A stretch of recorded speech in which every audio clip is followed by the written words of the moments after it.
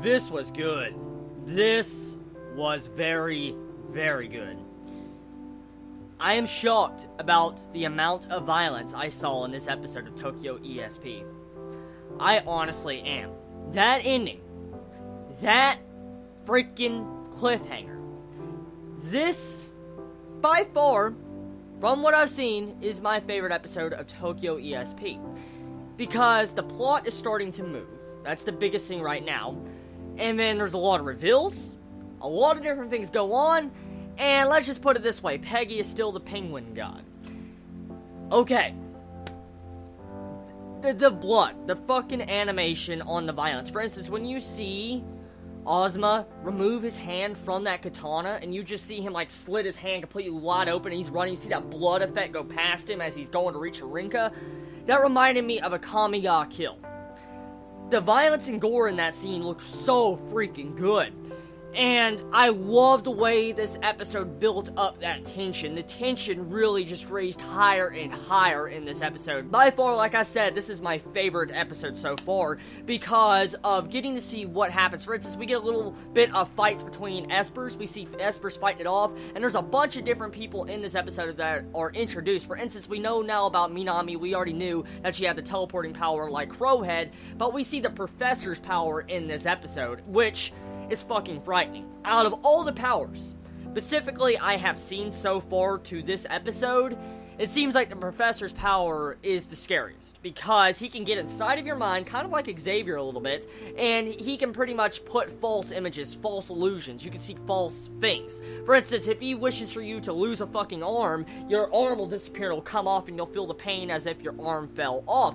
And so right there, it shows you how scary he is, because even if you knew it's an illusion, like if you knew that your arm popping off, getting cut off was an illusion, it still would hurt, and there's stuff you can stop that. He also shows in this episode, he can manipulate Esper powers. For instance, he can actually manipulate Crowhead's destination where he wants to teleport. For instance, when Crowhead was trying to teleport away, he was getting interfered with in his mind by the professor and caused it to where he kept teleporting closer and closer.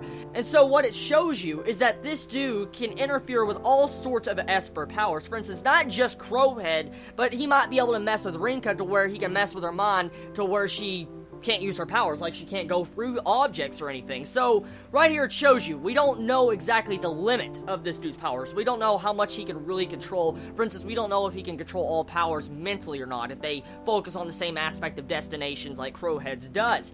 But the big thing here is, okay, does this dude have the ability to brainwash people?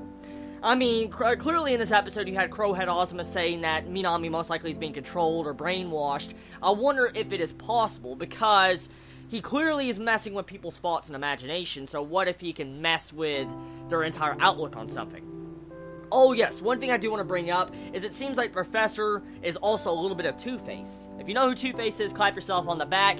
He completely reminded me of Two-Face when you saw that facial reveal of his freaking scar down his face. I'm like, holy crap! It was just so creepy. He's like, it's time I show you my real face, Ozma. And you see his face unveil, and you see the fucking scarring all over his face. It was just really creepy.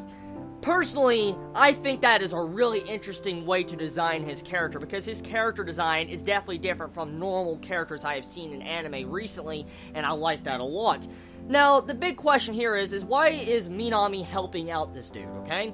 And clearly from the last episode and a little bit at the beginning of this episode, it seems like Minami has a crush on Ozma or Crowhead, and she kind of likes him a little bit, or thinks of him as a brother, because we see, you know, that flashback where Ozma was protecting her. So I highly doubt she's technically evil. So either she's being manipulated in some sort, brainwashed, or there's something else, another goal up in the future that we don't yet know about. But clearly from the goal that was introduced and showcased to us this episode, it seems like the professor wants to have like an entire sector or section of Tokyo just for ESPs or espers by himself. And so I like that entire tactic. It's a lot different from Magneto, how he just wanted to kill all humans, regular humans, non-mutants. And so it's a little bit different, but it reminds me so much of fucking Magneto, even though I know for a fact he didn't, you know, I guess lift up that freaking freighter, battle cruiser, whatever you want to call it, fishing boat, whatever the name of that boat is, the specific name.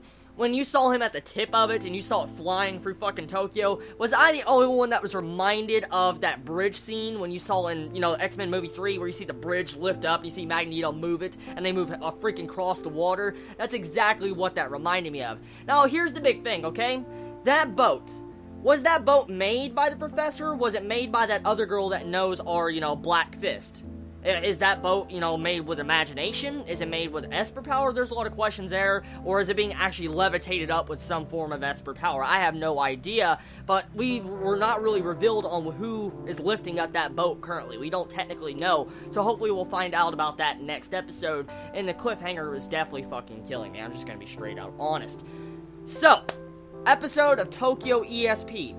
Very good. Very, very good. It's definitely moved up into my top 10 anime from this anime season now. I'm enjoying it a lot, and I didn't expect it to be this good, honestly. It's a really good series. It's actually got me so interested and invested in this series that I might read the manga after the anime ends. That's how much I'm really enjoying this show. So, everybody, tell me your thoughts about this episode of Tokyo ESP. Did you enjoy it? Did you hate it? What was your favorite moments about it? And what did you feel about all the events that went down this episode? Let me know in the comments below. I love all of you so much. You have a wonderful day or night wherever you live. Please be safe. Chibi out.